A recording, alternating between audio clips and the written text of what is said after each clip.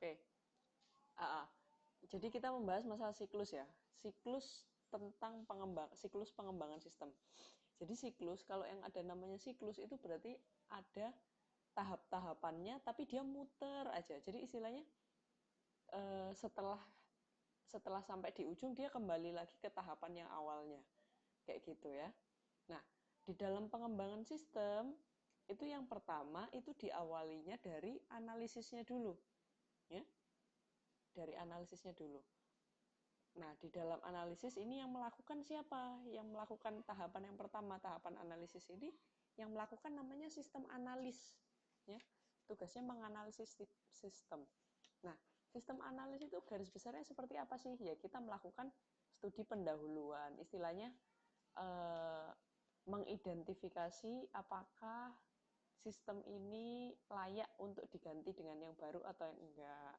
Kemudian kita mengidentifikasi permasalahannya apa sih sehingga diperlukan sistem kayak gitu. Nah, itu ada di tahap analisis. Jadi mencari latar belakang itu ya. Itu ada di tahapan analisis. Ya. Garis besarnya. Nah, setelah analisis apa? Setelah dianalisis kenapa istilahnya apa masalahnya, apa kebutuhannya, kita baru menuju perancangan ya. Perancangan, kalau merancang ini tugasnya apa? Tugasnya desainer, merancang ya, sistem desain. Nah, di dalam perancangan nanti ada dua tahapan ya, ada namanya perancangan umum dan ada perancangan yang lebih terinci. Nah, setelah dirancang, setelah dianalisis masalahnya, kemudian kita merancang sistemnya akan dibikin desain yang seperti apa, kita mulai mengimplementasikan. Mengimplementasikan itu istilahnya melakukan. Ya. Nah, dalam melakukan ini, itu tetap juga ada implementasinya. Ya. Implementasinya tetap harus direncanakan. Rencananya seperti apa? Ya. Rencananya itu dalam artian bisa jadi melatih orang-orangnya ya atau sumber dayanya. Kemudian di mana lokasi ya, lokasi itu di mana sistem itu akan diimplementasikan. Kemudian dites ya. Mengetes sistem itu salah satu kegiatan implementasi ya. Kemudian konversi. Ada yang tahu nggak maksudnya konversi itu apa? Ada yang tahu konversi? Konversi itu apa sih? Mengubah gimana Mas Yohanes? Apanya yang dirubah? Apanya yang dirubah? Yang lain? Mbak Yeni, Mbak Santi,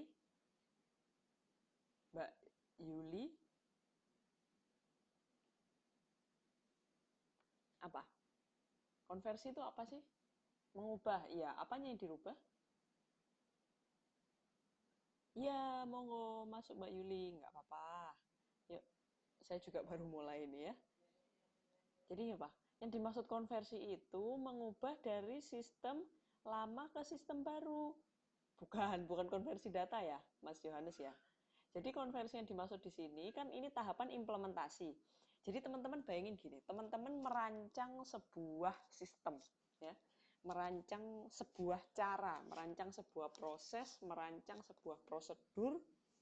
Yang pertama-tama dilakukan kan pasti teman-teman cari tahu sebenarnya saya merancang ini untuk apa sih, ya, permasalahannya ada di mana sih. Nah, itu di tahap analisis. Kemudian setelah tahu masalahnya, teman-teman mulai mendesain, merancang ya. Kalau masalahnya kayak gini, maka saya akan membuat sistem yang bentuknya seperti ini ya. Nah, setelah masalahnya tahu, kemudian sistemnya dirancang, ya pasti diimplementasikan. Nah, di dalam mengimplementasikan ini, teman-teman kan membuat sesuatu yang baru. Teman-teman menemukan sebuah sistem yang baru, otomatis dalam konversi ini, kalau sebelumnya ya istilahnya tidak tertata atau belum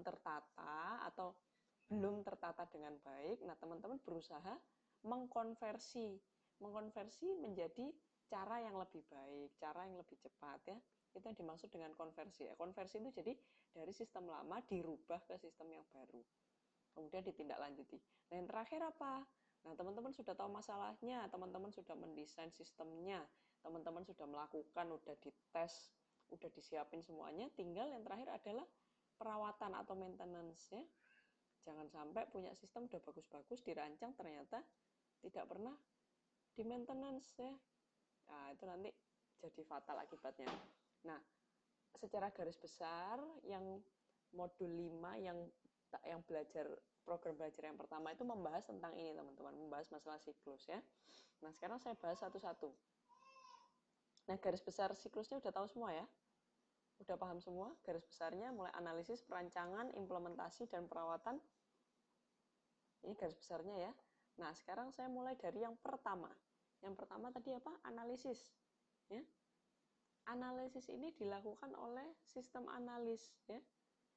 Sistem analis ini, kenapa kok mesti sistem analis? Nah, sekarang saya tanya, kenapa sih kalau menganalisis sistem itu kok mesti ada kerjaannya sendiri namanya sistem analis gitu? Kenapa? Kenapa nggak sembarang orang aja bisa gitu? Kenapa? Ayo, kenapa? Ayo. Kenapa kira-kira? Ada yang tahu?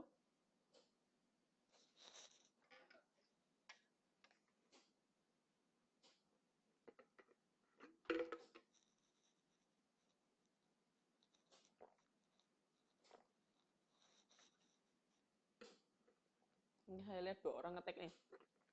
Ayo, kenapa coba? Apa sih gunanya sistem analis itu?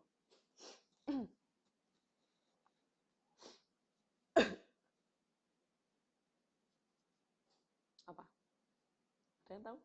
Belum muncul nih hasilnya nih.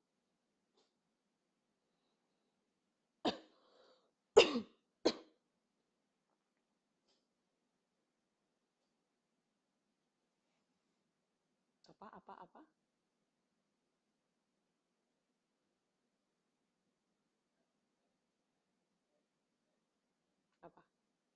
Ya? Iya, apa nih jawabannya nggak muncul-muncul nih. Jadi kenapa mesti yang melakukan analisis sistem itu dilakukan oleh sistem analis yang profesional? Jawabannya ya, karena sistem teknologi informasi yang panjang banget nih. Bentar, saya baca satu-satu. Ini Mbak Santi dulu. Karena tahap ini tahap awal mengembangkan sistem jadi lebih baik. Benar. Selain itu tahap ini sangat kompleks, jadi harus ditangani orang yang ahli. Sip, 100. Benar ya. Nah, kalau dari Mas Yohanes, karena masing-masing kompetensi harus ditawari karyawan yang kompeten. Benar. Kenapa harus analis? Karena faktornya sesuai dengan pekerjaannya. Ya, benar ya. Jadi dari Mbak Santi sama Mas Yohanes sama-sama benarnya ya. Yang pertama, karena sistem ini saya mengutip jawabannya Mbak Santi ya, karena ini kan tahapan awal. Tahapan di mana teman-teman itu mau memulai siklus itu kan pasti ada titik mulanya. Nah, untuk menemukan permasalahan yang benar-benar mau diselesaikan itu harus butuh orang yang benar-benar, ini istilahnya tahapan yang sangat kritis ya, yang sangat penting gitu. Jadi harus dibutuhkan orang yang memang ahli dalam melakukan sistem analisis sistem ya. Dan juga alasan yang kedua ya, benar juga dari Mas Yohanes ya, karena ini dari kompetensinya, dari kompleksitasnya, maka harus orang yang punya kompetensi ya. Nah, dalam sistem analisis sistem itu ada 4 tahapan, ingat ya. Tadi kan siklus itu ada 4 siklus ya. Nah, dalam siklus yang pertama yaitu analisis ada 4 tahapan. Yang pertama studi pendahuluan, kedua studi kelayakan, 3 identifikasi permasalahan, yang 4 menganalisis hasil. Ya. Nah, caranya biar ngertinya gimana? Yang pertama, ya. Yang pertama pendahuluan, namanya aja pendahuluan ya. Pasti kita harus tahu dulu jenis sistemnya. Ruang lingkup itu istilahnya skupnya ya, besar luasnya, luas sempitnya sistemnya, istilahnya batasnya segimana.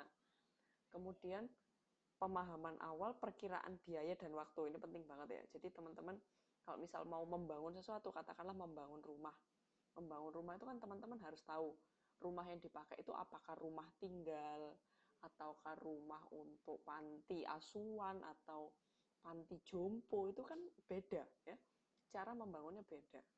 Kemudian ruang lingkup itu mau dibikin seluas apa ya. Kalau misalnya rumah untuk tinggal itu mau tipe berapa, mau ditempati berapa orang, kayak gitu ya. Nah, kemudian perkiraan biaya dan waktu ya sama, membangun rumah, membangun sistem itu sama. Harus punya estimasi berapa biaya yang harus dikeluarkan dan sampai kapan saya harus selesai mengerjakan, jangan sampai diolor-olor ya. Nanti nggak implementasi merancang terus ya nanti ya. Nah, itu di studi pendahuluan. Yang kedua ada namanya studi kelayakan. Ya. Studi kelayakan ini bahasa kerennya feasibility study. Ya. Nah, kalau feasibility study atau kita itu menilai layak nggak sih kita membuat sistem baru, kayak gitu. Layak nggak sih kita membangun sebuah sistem. Nah, menilai layak atau enggaknya itu ada 5 faktor. Kalau di buku itu disebutkan namanya telos. Ya. Telos itu teknologi, ekonomi, legal, operasi, sosial. Nah, ada yang bisa bantu saya nggak? Kenapa kok harus 5 faktor itu? Kenapa harus 5 faktor itu? Gitu. Coba ini Mbak Arpa, Mbak Triani, Mbak Santi, Mbak Yuli, ayo.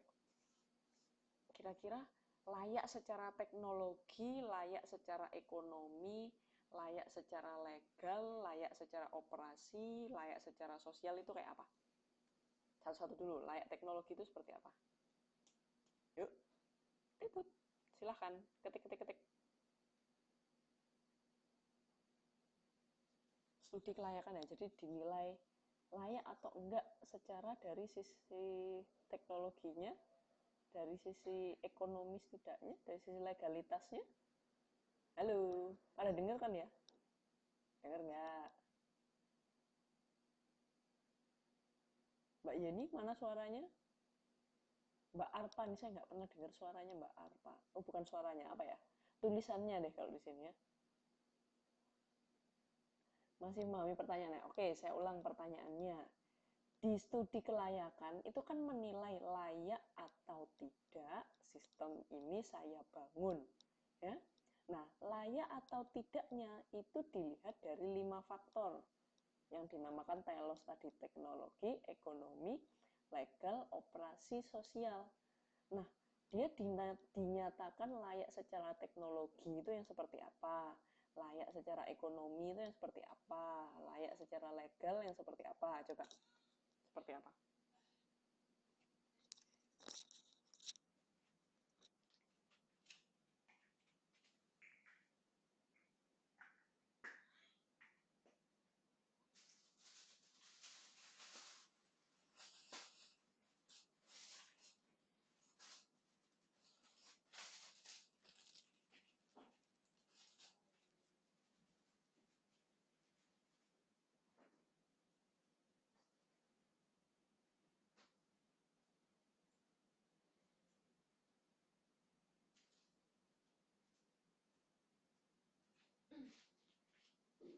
Ya, ya.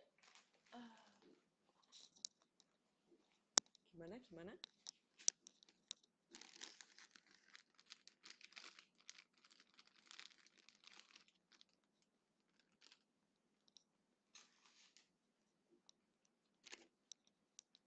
Satu-satu dulu deh, satu-satu di enter, satu di enter. Biar nggak lama.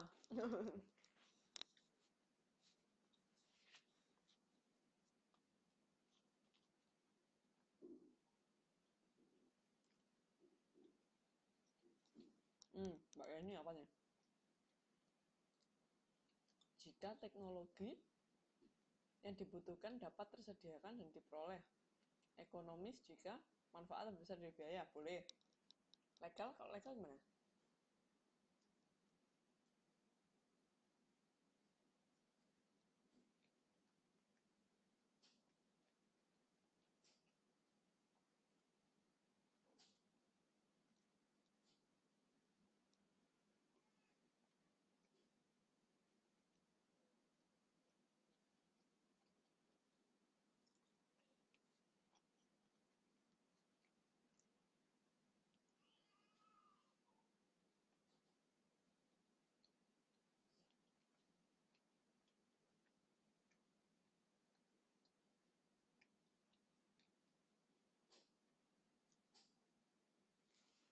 Benar ya Mbak Santi, ya legal kalau tidak melanggar peraturan dan hukum. Kalau operasional dan sosial,